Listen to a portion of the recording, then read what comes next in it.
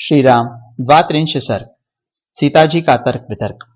तब शाखा के भीतर छिपे हुए विद्युत पुंज के समान अत्यंत पिंगल वर्ण वाले और श्वेत वस्त्रधारी हनुमान जी पर उनकी दृष्टि पड़ी। फिर तो उनका चित्त चंचल हो उठा। उन्होंने देखा फूले हुए अशोक के समान अरुण कांति से प्रकाशित एक विनीत और प्रियवादी वानर डालियों के बीच में बैठा है। उसके नेत्र तपाए हुए स्वर्ण के समान चमक रहे हैं। विनीत भाव से बैठे हुए वानर श्रेष्ठ हनुमान जी को देखकर मिथिलेश कुमारी को बड़ा आश्चर्य हुआ। वे मन ही मन सोचने लगी, अहो, वानर योनि का यह जीव तो बड़ा ही भयंकर है। इसे पकड़ना बहुत ही कठिन है। इसकी ओर तो आंख उठाकर देखने का भी साहस नहीं होता। ऐसा विचार कर वे पुनः भय से मूर्छित सी हो गई।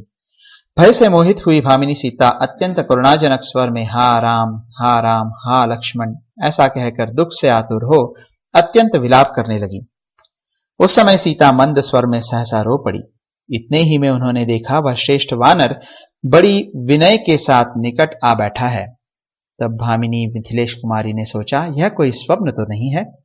उधर दृष्टिपात करते हुए उन्होंने वानरराज सुग्रीव के आज्ञापालक विशाल और टेढ़े मुख वाले परम आदरणीय बुद्धिमानों में श्रेष्ठ वानर प्रवर पवन पुत्र हनुमान जी को देखा।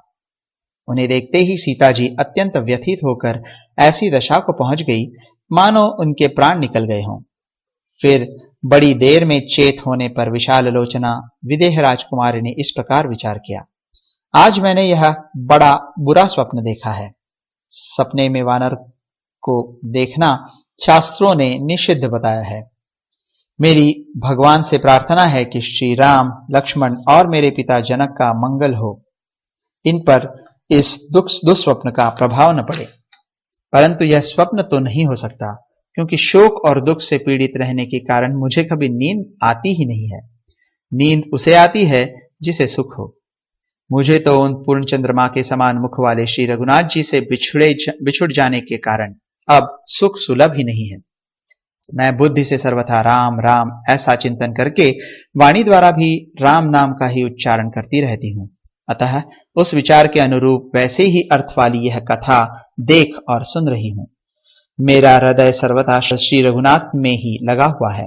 अतः श्री राम दर्शन की लालसा से अत्यंत पीड़ित हो सदा उन्हीं का चिंतन करती हुई उन्हीं को देखती और उन्हीं की कथा सुनती हूं।